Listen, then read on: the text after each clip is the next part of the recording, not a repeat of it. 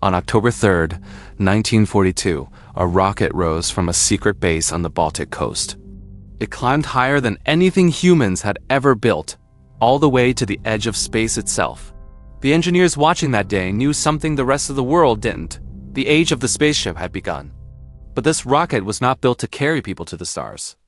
It was built to destroy cities. This is the story of how a weapon of terror became humanity's ladder to heaven. This is how rocket science really started. Our story begins 800 years earlier on the battlefields of medieval China. During the Mongol sieges of the 13th century, Chinese defenders strapped gunpowder tubes to arrows and lit the fuse. These fire arrows were the first true rockets in recorded history. Crude, inaccurate, terrifying. Gunpowder, a Chinese invention, became the first rocket propellant. And for the next 600 years, rockets would remain what they were born as: weapons. By the early 1800s, war rockets had spread across the world. British Colonel William Congreve built iron-cased rockets weighing up to 40 pounds. And in 1814, they lit up the night over Fort McHenry in the Battle of Baltimore. The rocket's red glare in the American national anthem is about real rockets, but they were erratic novelties. Guns were better. The rocket seemed like a dead end, a toy of war. 3 lonely dreamers on 3 different continents were about to prove everyone wrong. Dreamer number 1, Konstantin Tsiolkovsky, a half-deaf village schoolteacher living in a log cabin in Kaluga, Russia. In 1903, he published a paper with an unglamorous title, The Exploration of Outer Space by Means of Rocket Devices. Inside was the single most important equation in astronautics, the rocket equation.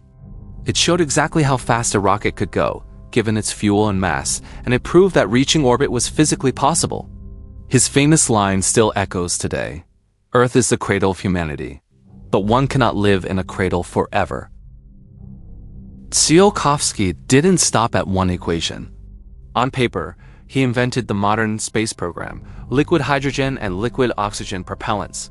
The same fuels used today, multi-stage rockets that drop empty tanks as they climb, steering vanes, space stations, even airlocks. He published it all, and almost nobody listened.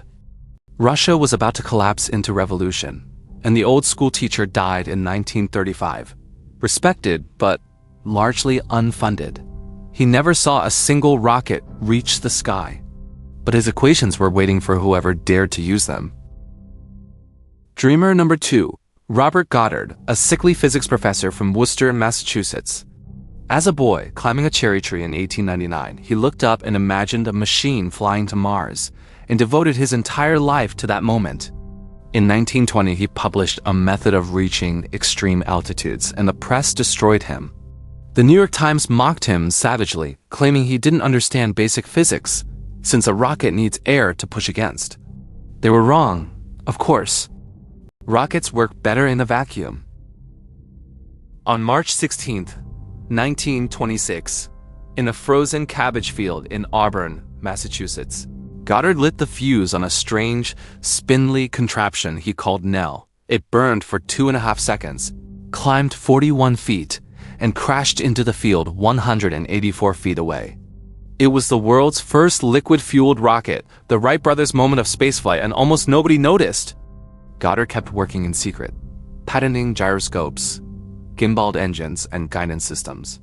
He died in 1945, holding 214 patents, and never knew that German engineers had been reading every single one.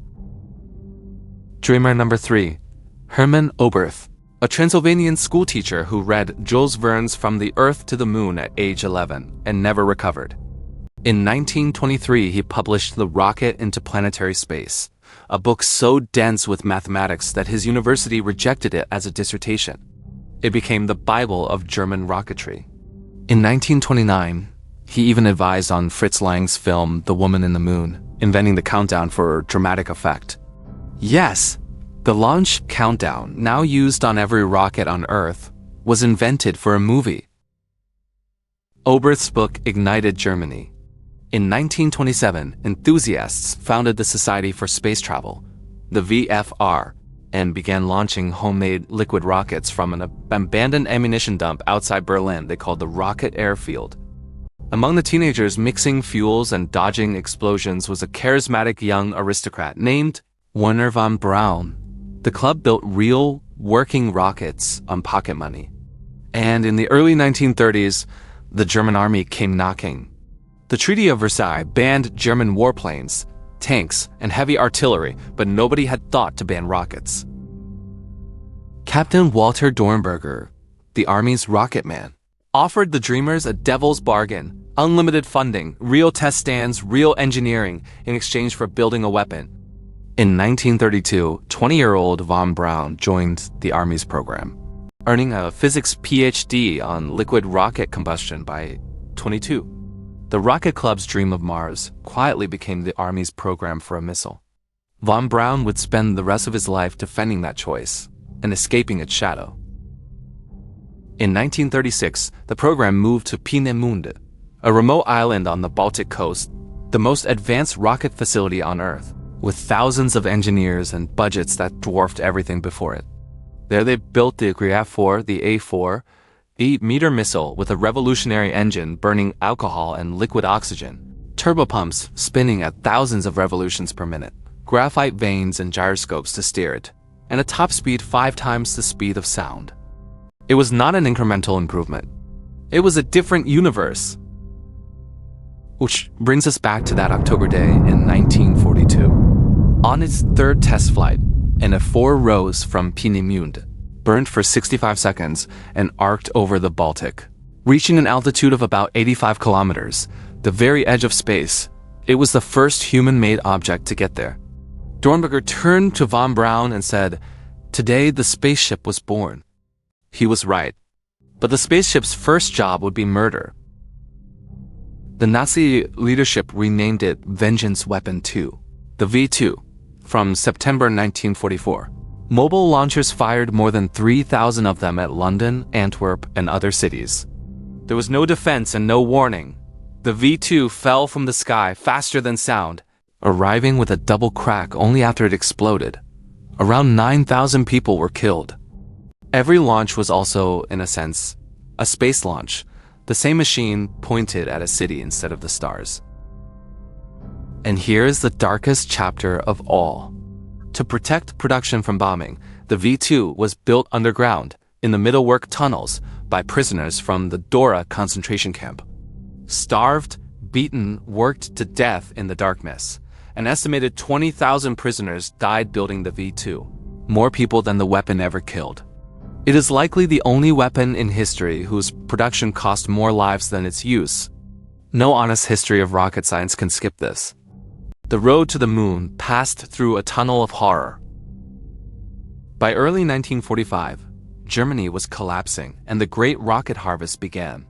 Von Braun and his top engineers raced south to surrender to the Americans, calculating they would get the best deal. They were right. Operation Paperclip shipped more than 100 German rocket scientists and 300 train cars of V-2 parts to the United States. The Soviets, arriving weeks later, seized the factories, the blueprints, and the remaining technicians. The two superpowers divided the rocket's body and brain between them. The Cold War space race had been loaded like a cartridge.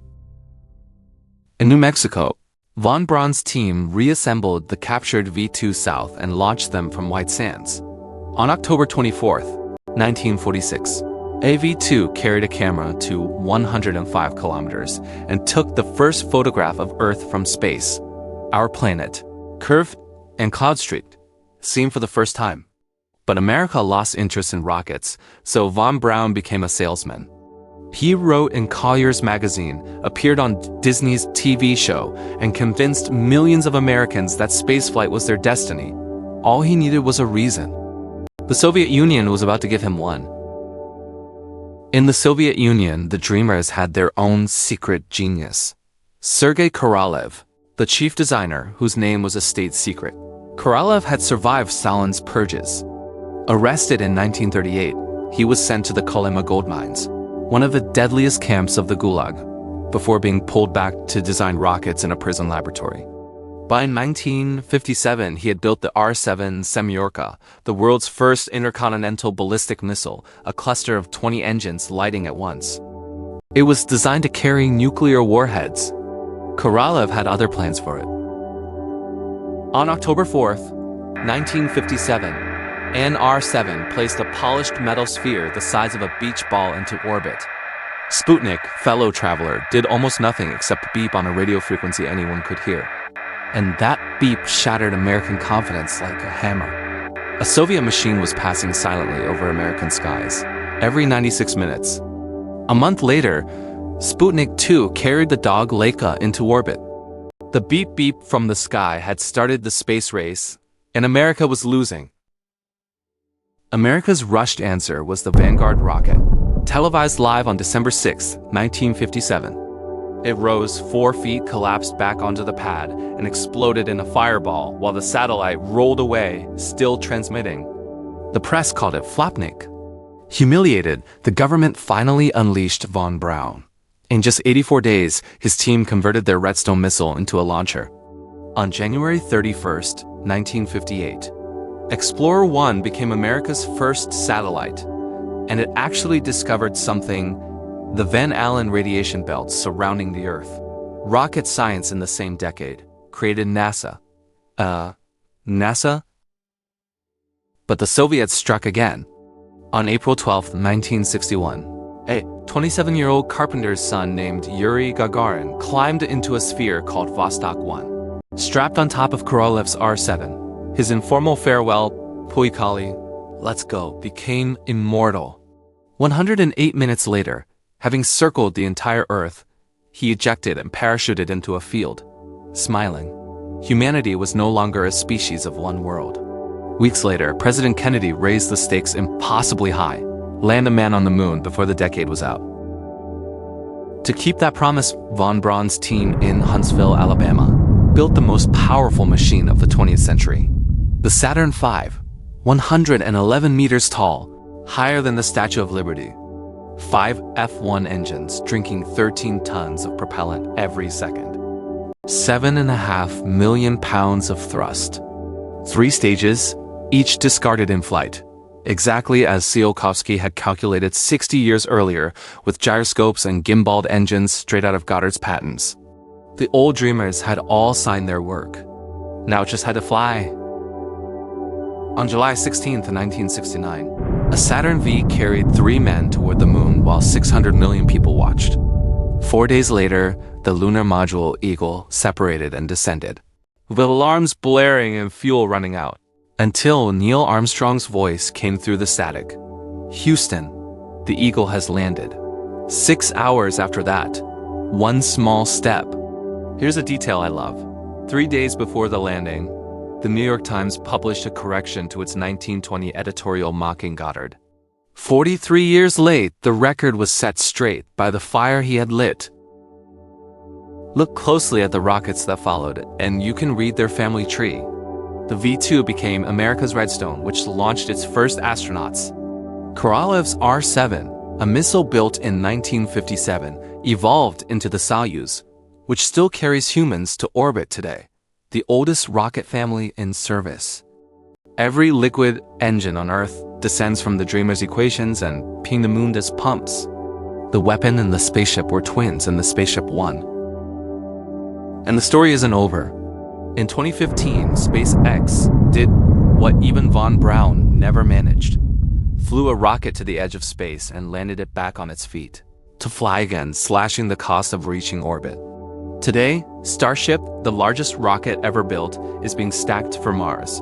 And here's a strange echo in von Braun's 1948 Mars novel. The Martian civilization is led by someone titled the Elan. History doesn't repeat, but in rocketry, it rhymes. 800 years from fire arrows over a Chinese battlefield to boot prints in lunar dust. The rocket was born from gunpowder, raised by 3 lonely dreamers, weaponized by a terrible regime, and redeemed almost by the species that built it.